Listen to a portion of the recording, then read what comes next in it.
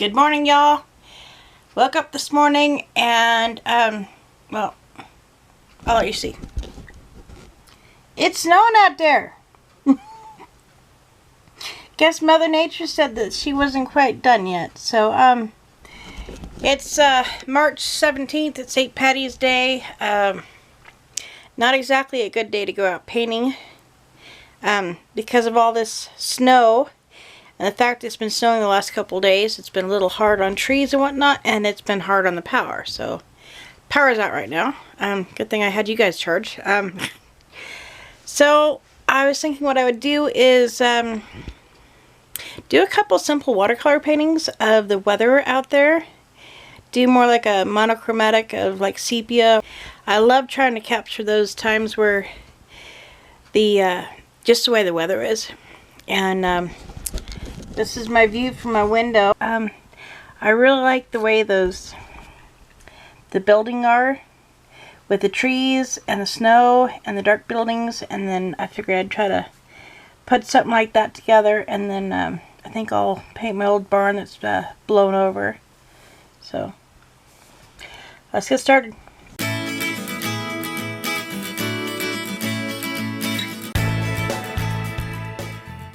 Okay, so I figured what I'd do is I'd show you my little travel watercolor kit that I'm going to use today, my sketchbook. This is just a simple plastic watercolor palette. You can find this in almost any store. Holds about 20 colors. I like it. Very simple, very easy. Got a handful of flats and round brushes. I keep it in a toothbrush holder. If you find brushes that will... depending on the size of the handle, you can get up to about 5 brushes in one of these little toothbrush holders, and it works great. I like it. It keeps my bristles from getting damaged in transportation. I'm going to use a little homemade sketchbook. It's got mixed media paper in it, and then I'm going to have a couple of clips to hold it down, and I've got my rag, and then out of the way, I've got my little cup of water. I'd say let's get started. Okay, so my goal here was to basically do a monochromatic painting to capture the dark buildings and the white snow. Right now, I used a mixture of burnt umber and Payne's gray to make like a sepia type color. I found that using flat brushes worked wonderful for blocking in the mass of the buildings and doing a couple of tiny details. I used a much smaller brush for some of the smaller details. And then I used a round brush to block in the mass of the trees. Going over the top of the roofs to indicate the snow.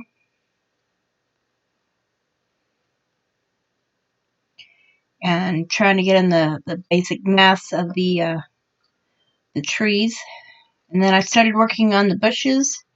Tried doing some like dry brush to indicate the hit and misses of the bushes with the snow on it. Didn't quite turn out as I anticipated.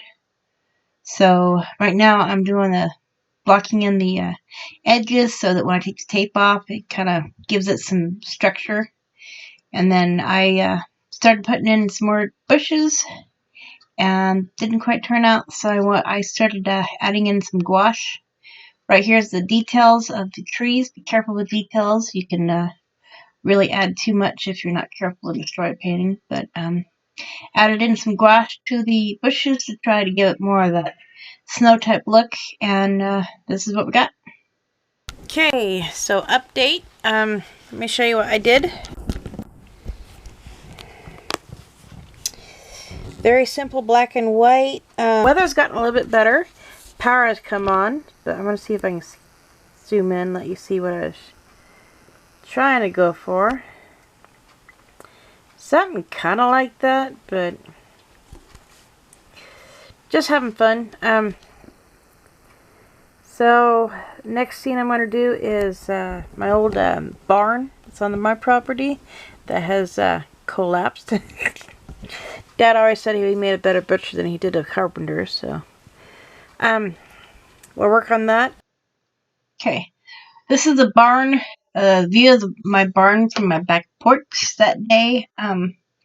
My goal here was to paint the lights and darks of the snow in the barn. I'm actually using my freezer as a table and looking out the back window. These are the scenes I usually see when it comes to really awesome weather in this old barn, and that's usually where I get my inspiration from. Right now, I'm trying to just block in I'm blocking in bushes, but I'm trying to block in the basic black dark shapes and help contrast it with the white shapes and to give the illusion of the snow. Um, Before the roof of the hay barn part collapsed, it really had a lot more character to it. But since then, I don't think this painting turned out as good as it could have because of the shape of the front half of the barn. But again, trying to put in some details and to put some darks in the corners so that when I take the tape off, it looks good. And I didn't like the stark white all the way through, so I was trying to give it a little bit more dimension in certain areas so it looks like there's like snow and areas of different types of snow. And then put in the background a little bit. And from this point, I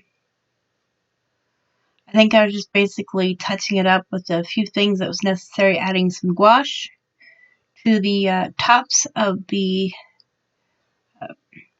posts and the gate because those were snow, and basically adding in some more details. And then before the end, I add in some more of the very, very back trees because I was trying to keep the background very simple and basic for that one. Too much detail and you can really destroy a painting. And then putting in a couple of simple lines for the branches, and right now just putting in the lines for the putting in the pin wire, the heavy duty pin wire that over time has gotten warped and misshapen from the horses. Okay, so I finally got both of my little sketches done today. I wanted to show you how I take the tape off of my sketchbook. First and foremost, what I do is I tape the edges of my sketchbook. This is a 9x6" sketchbook. So what I do with this part is I tape the outside edge for a border. It gives it for a nice, cute little presentation inside the sketchbook. And another thing I found that taping down your paper does is it keeps it from warping too much, especially when you get it kind of really wet. It kind of creates like a barrier so it doesn't get too warped. But I've noticed a lot of people when they tear off their masking tape, they do a terrible job doing it, and you got to be careful. With me, what I use is just basic. It's about 3/4 of an inch, but basic, general, inexpensive dollar roll type tape. That's all I basically use. I'm not worried about archivalness. I don't keep the tape on very long. I only keep it on for a couple days at most, and I don't tape up a whole bunch in advance because I never know when I'm going to go out sketching or do anything like that, but if I do, I usually tape a few at a time. So, okay, first thing I'm going to do is I find my last edge that I taped. I grab a hold of it. I don't pull up, I pull out and away, and this paper is really soft. So it has a tendency to kind of peel up a little bit, but it's not that bad. So I peel up and away from itself. And one thing I do with my paintings, especially if I paint white, I try to get something on the edge so it creates that border.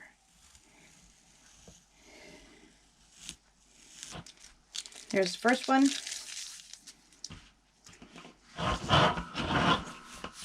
Now with this one, I could either start on this end or that end, but I'm going to try this end.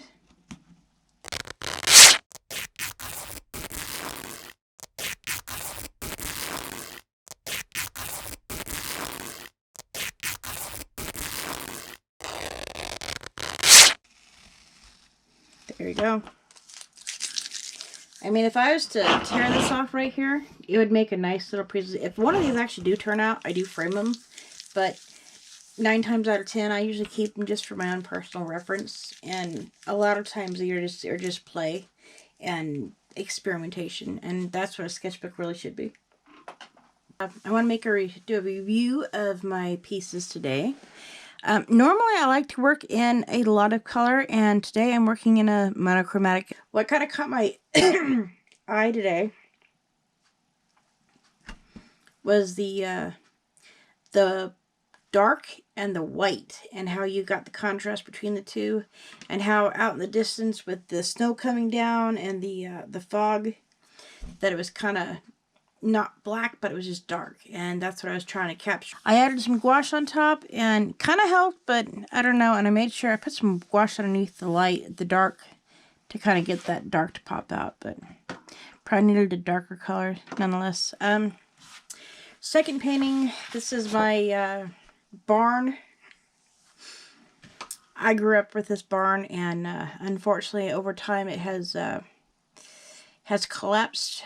What I liked about it, and I've used this subject matter several times, is I like the stark dark inside of the barn and the darkness of the posts, and then of course the bright white of the snow and the contrast between the two. So that was what I was trying to go for.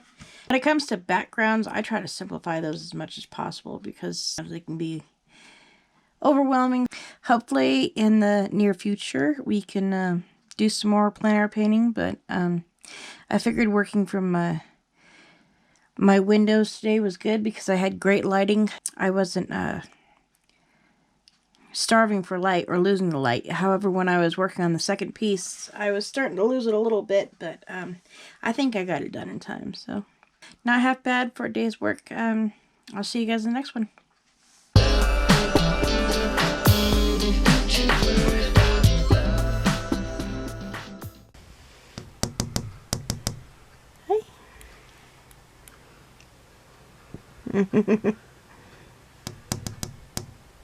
He sprayed. Up, he sprayed.